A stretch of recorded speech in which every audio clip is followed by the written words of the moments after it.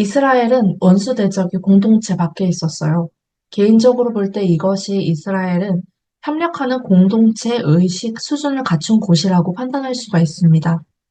제가 대한민국에서 성장하며 두루 보니 모든 공동체가 그런 것은 아니지만 원수들이 공동체 밖에 있지 않고 내부에서 적극적으로 활동하는 경우가 부지기수입니다. 한 공동체에서 타인을 동역자가 아닌 원수로 규정해버리면 성장과 성공을 하는 타인을 원수로 규정을 해버리면 이러한 낮은 의식 수준으로 인하여 공동체 하나가 원만하게 성장하기가 굉장히 어려운 구조가 됩니다. 이런 의식 수준을 자각하고 우리 스스로 회개하고 고쳐나가야 현재 직면한 문제들을 넘어설 수 있으리라고 봅니다. 그러면 느헤미야 6장을 읽어보도록 하겠습니다.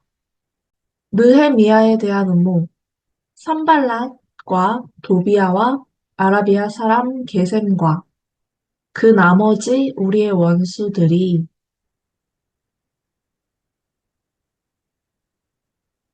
원수들, 대적들에 대해서 물결로 표시해 보겠습니다.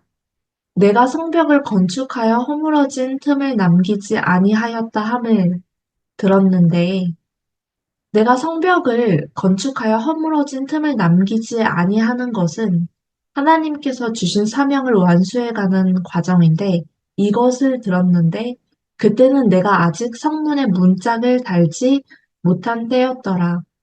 성벽 재건을 완수해가는 과정이었지만 아직 완성하지 않았던 그 시점에 어떤 일이 벌어졌습니다.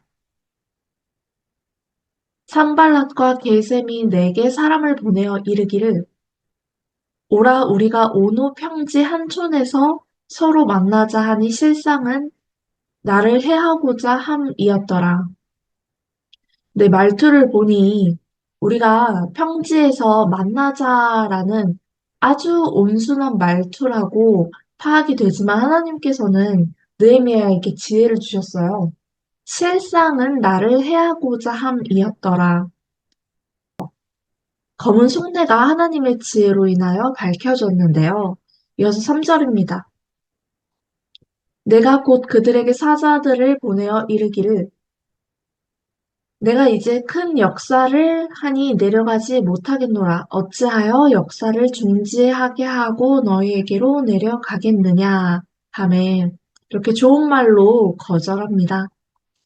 그들이 4번이나 이같이 내게 사람을 보내되 나는 꼭 같이 대답하였더니 네, 4번이나 이들은 해하고자 하는 목적으로 그 목적을 성취하기 위하여서 미팅을 주선하는데 느헤미야는 분노하지도 않고 반복하여서 대답합니다.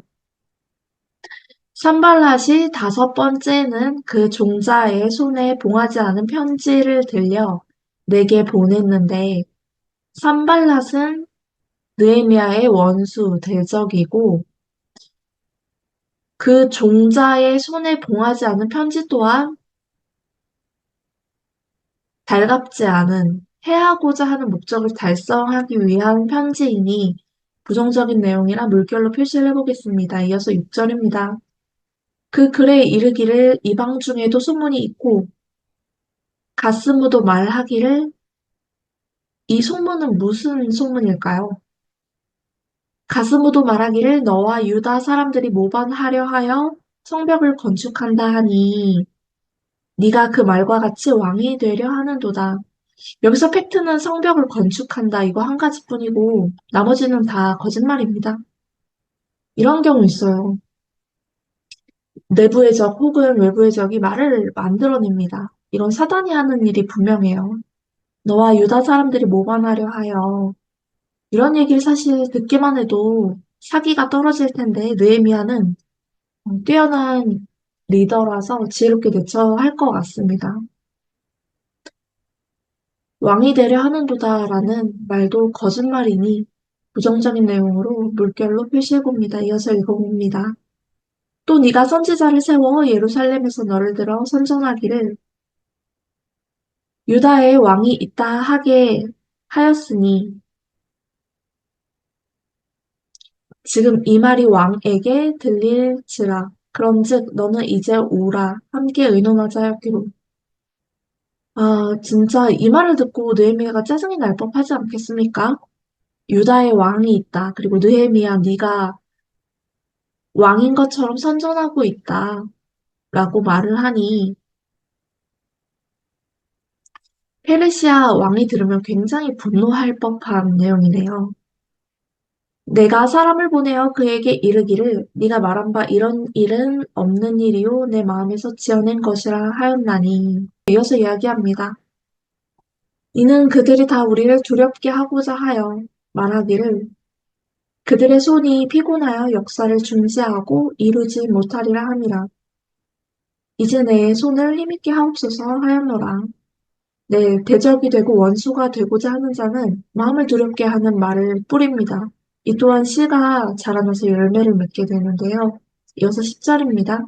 이후에 무에다벨의 손자 들라야의 아들 스마야가 두문 불출하기로 내가 그 집에 가니 그가 이르기를 그들이 너를 죽이러 올 터이니 우리가 하나님의 전으로 가서 외소 안에 머물고 그 문을 닫자.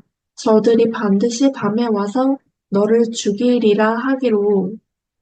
무에다벨의 손자 들라야의 아들 스마야가 두문불출하자 느헤미야가 그 집에 가서 대화를 나눕니다. 그런데 스마야가 하는 얘기는 느헤미야 너를 죽이러 사람들이 오니 하나님의 전으로 가서 숨어서 머물자. 그래야 죽음을 피할 수 있을 것이다 라고 이야기를 합니다. 그런데 느헤미야가 이야기를 하죠. 내가 이르기를 나 같은 자가 어찌 도망하며 나 같은 몸이면 누가 외소에 들어가서 생명을 보존하겠느냐? 나는 들어가지 않겠노라 하고 깨달은즉 그는 하나님께서 보내신 바가 아니라 도비야와 산발랏에게 뇌물을 받고 내게 이런 예언을 함이라. 여기서 나오는 깨달음은 느헤미야가 직접 깨달은 것이 아니라 하나님께서 지혜를 주셔서 깨닫게 하신 내용입니다.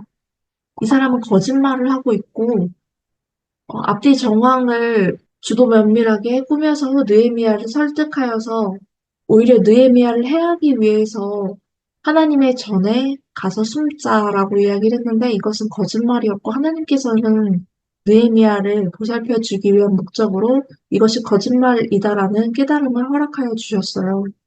이어서 13절입니다. 그들이 뇌물을 준 까닭은 나를 두렵게 하고 이렇게 함으로 범죄하게 하고 악한 말을 지어 나를 비방하려 함이었느니라. 내 하나님이여 도비야와 산발락과 여선지 노아데아와 그 남은 선지자들 곧 나를 두렵게 하고자 하는 자들의 소행을 기억하옵소서 하였노라. 이번에도 느헤미야는 이들의 대적이 되기로 악한 행동을 하여서 원수가 되기로 자처한 자들을 직접 대적하지 않고 이 모든 것을 하나님께서 기억하여 달라고 기도를 합니다. 여러분들도 공동체 외부에서나 공동체 내부에서 대적을 만났을 때, 당신을 공격하려고 하는 원수를 만났을 때 이 부분을 꼭 기억하시기 바랍니다. 당신이 그 사람들에게 그 사람들과 똑같은 행동을 하게 되면 오히려 지는 것입니다. 오히려 하나님께 나아가서 그들의 행동을 낱낱이 고백하고 하나님께서 그들을 다루어 주실 수 있도록 당신의 행동에 여백을 두어야만 합니다. 그래야 당신의 손이 깨끗하고 당신의 입술이 깨끗해야 그들이 하나님께 다스림을 받을 수 있습니다. 이게 하나님의 나라에서 벌어지는 원수에 대한 보복입니다. 하나님 나라에서는 원수를 직접 내 언어로, 내 행동으로, 내 눈빛으로 공격하지 않습니다. 우리의 원수는 하나님께서 상대해 주십니다. 이어서 15절입니다. 성벽 공사가 끝나다. 성벽 역사가 52일 만인 엘루럴 25일에 끝나매 우리의 모든 대적과 주위에 있는 이방 족속들이 이를 듣고 다 두려워하여 크게 낙담하였으니 이게 뭐라고 두려워할 일이고 낙담할 일입니까? 그런데 대적들이 그리고 느헤미야의 원수 되기로 자처한 자들은 이들의 성공을 보고 두려워하고 낙담합니다. 당신 주변에 당신의 성공을 듣고 두려워하여 낙담하는 자가 있습니까? 그 사람은 당신의 편이 아니고 당신의 동역자가 아닙니다. 이어서 읽어봅니다.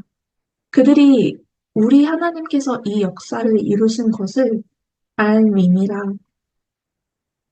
또한 그때에 유다의 귀족들이 여러 번 도비아에게 편지하였고 도비아의 편지도 그들에게 이르렀으니 도비아는 아라의 아들 스가냐의 사위가 되었고 도비아의 아들 여호하난도 베레기야의 아들 무슬람의 딸을 아내로 맞이하였으므로 유다에서 그와 동맹한 자가 많음이라. 그들이 도비아의 선행을 내 앞에 말하고 또 내 말도 그에게 전하매 도비아가 내게 편지하여 나를 두렵게 하고자 하였느니라. 도비아는 느헤미야의 원수되기로 자처했던 자들 중에 하나입니다. 이러한 도비아는 느헤미야를 공격할 목적으로 유다에서 많은 사람들과 동맹을 하였습니다. 이 일을 통하여서 느헤미야의 마음을 두렵게 만들고 공격하고자 하였습니다. 그리고 때때로 세상을 살면서 베풀었던 선행을 굳이 대적인 느헤미야 앞에서 말하고 굳이 그 말들을 전하여서 느헤미야를 굉장히 마음을 쫄리고 두렵게 만들고자 했습니다. 도비아는 당신의 동역자가 아니에요. 그리고 하나님께 물어봐야 합니다. 당신의 주변에 있는 사람의 말이 옳은지 그른지 판단하는 건 당신이 아니라 하나님께서 주시는 지혜입니다. 하나님께서 깨달음을 주신다면 앞서 느헤미야를 공격하기 위해서 거짓말을 베풀었던 스마야 같은 사람의 말도 거짓인지 아닌지 깨달을 수가 있습니다. 하나님 나라에서는 거짓이 없습니다. 하나님께서 허락하여 주신 지혜로 말미암아서 깨닫고 보호를 받는 모든 시청자분들 되시기를 축복합니다.